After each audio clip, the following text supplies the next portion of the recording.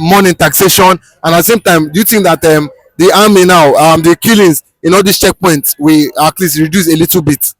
Now, if you see, the checkpoints in Biafra land have caused more evil, worse evil than good. There's no anything good that come out from those checkpoints in Biafra land than instruction. Even he made Nigerian armed forces, both police, army, navy, air force, to be paying bribe for them to be located into Biafra land, so that they'll be a checkpoint. So Nigerian armed forces have used Biafran land, Biafran people, Biafran agitation as money making machine to themselves. And if you watch, most of the killing of unknown gunmen is on the checkpoint. Most of the shootout, killing people anyhow by Nigerian army, is on the gun point. It's on the checkpoint. I don't see what they're checkmating. I don't see know what they're pointing in Biafra land. They're making people to be in more hardship. Threatening people. You carry tanks, carry armored car, carry war jet on the air. When the place is supposed to checkpoint in the north, you are not doing it. You enter another nation checkpointing. Now, our God able giving Prime Minister Simon Ekpa,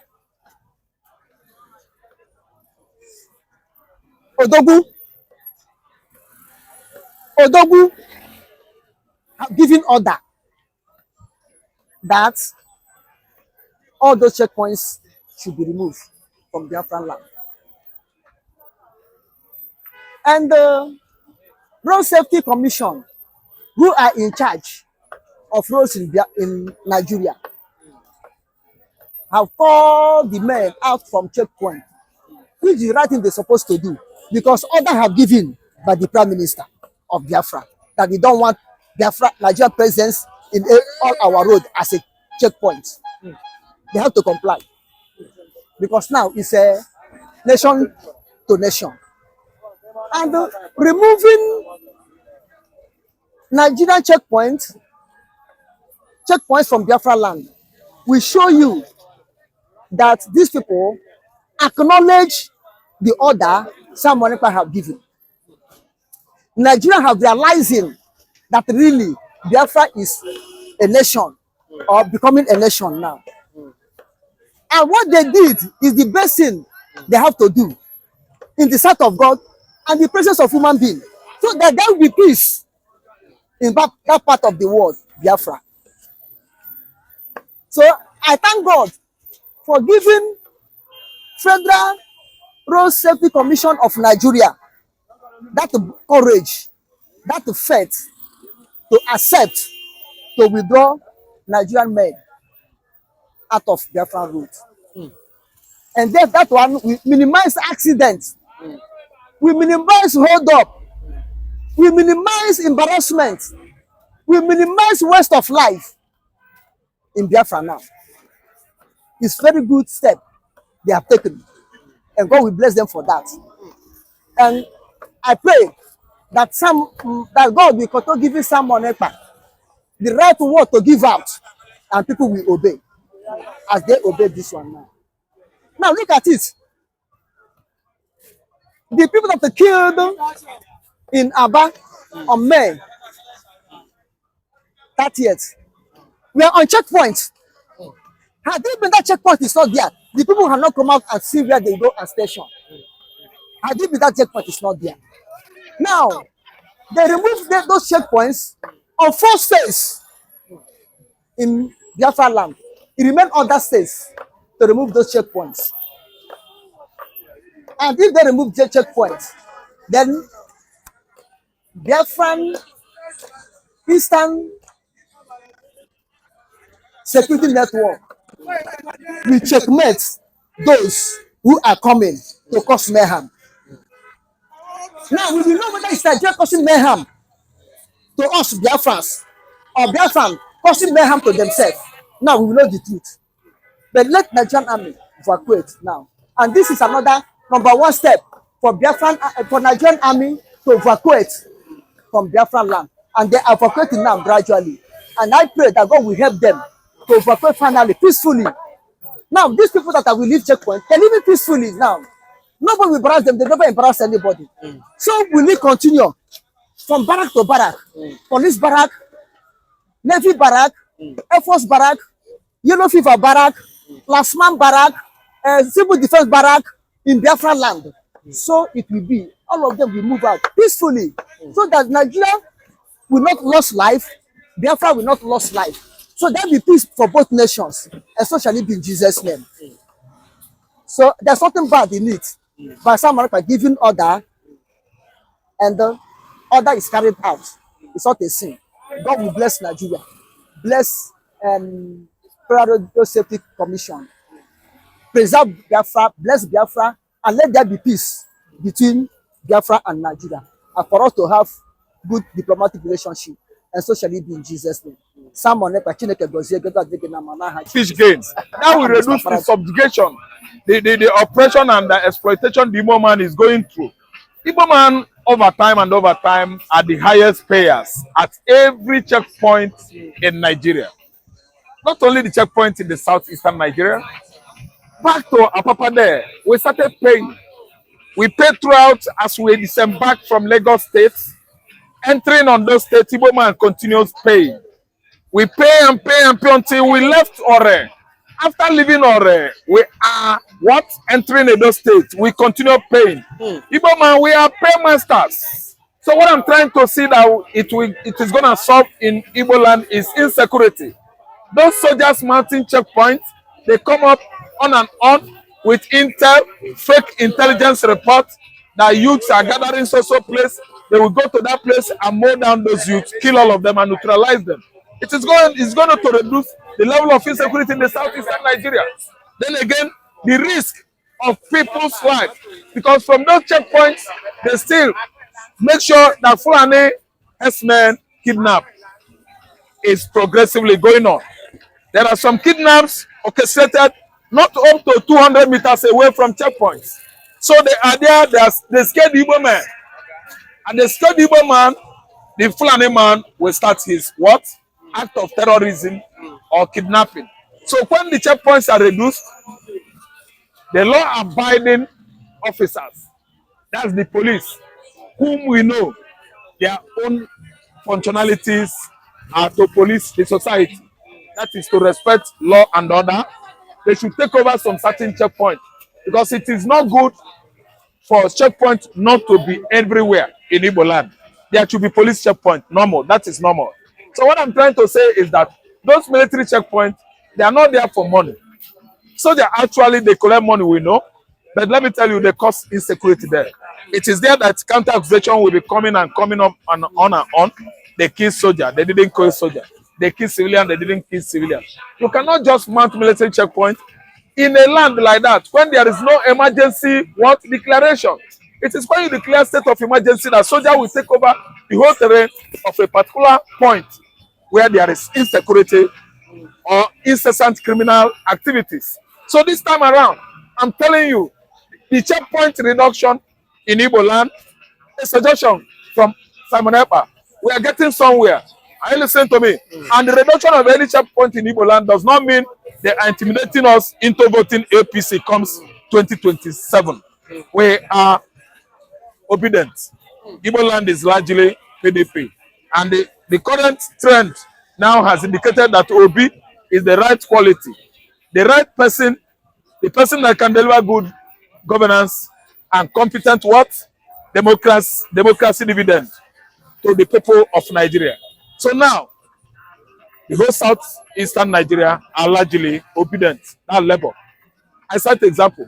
Go to Abia State and see the kind of investors going into that state. Investment from the West. They are investing in Abia State.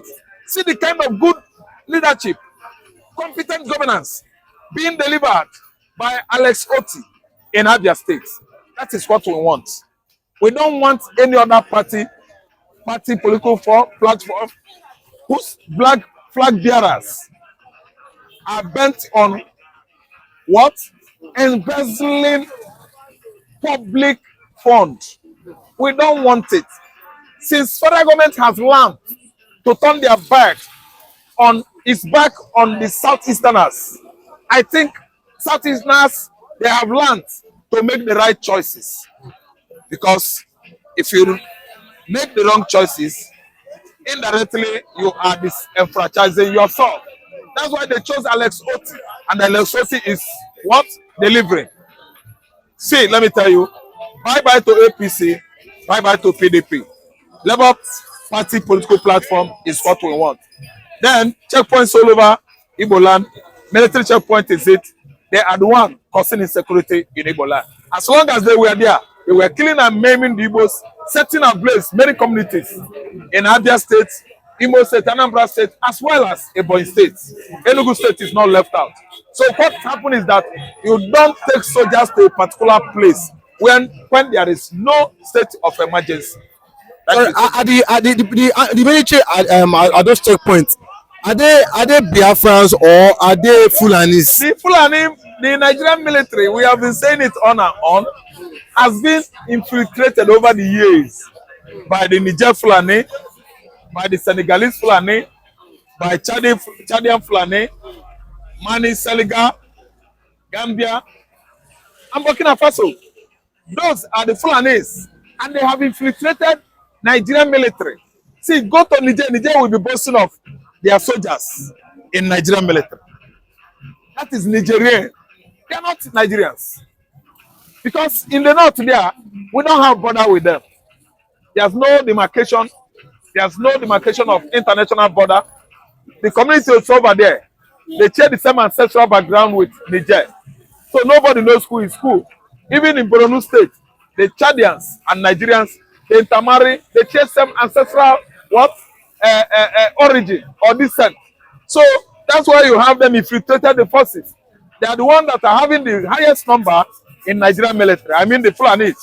So everywhere you hear that kind of altercation or escalating into bloody clash with the Igbos, the military forces there, they are largely Fulanis. That's it. Okay. So, and you may mention of Peter Obi, as a man, that can take Nigeria for. But do you not think as Peter Obi as an Igbo man, do you think that if he eventually becomes president of Nigeria, do you think that the Biafrans will not still keep on clamoring for the freedom of Biafra? I think if an Igbo man becomes Nigerian president, or do you think that the situation will at least lessen a little bit? I think what has happened has happened. My advice to anybody that is clamoring to become Nigeria president, and he's an Igbo man, I think it's a waste of resources. You know why? He will be the president, but Biafra will not stop. If an Igbo man becomes Nigerian president, it's the same thing. They are heading for negotiation. Negotiation will still start. And as I'm talking to you now, if Nnamdi Kanu is out, United Nations must make sure that they negotiate with Nigeria. Because many people have lost their life in the southeastern Nigeria. You don't keep people like that. We are not chicken. Human beings are not chicken. So there are a body that's, a platform that is controlling the whole world. I will not stop from telling you that United Nations is in charge.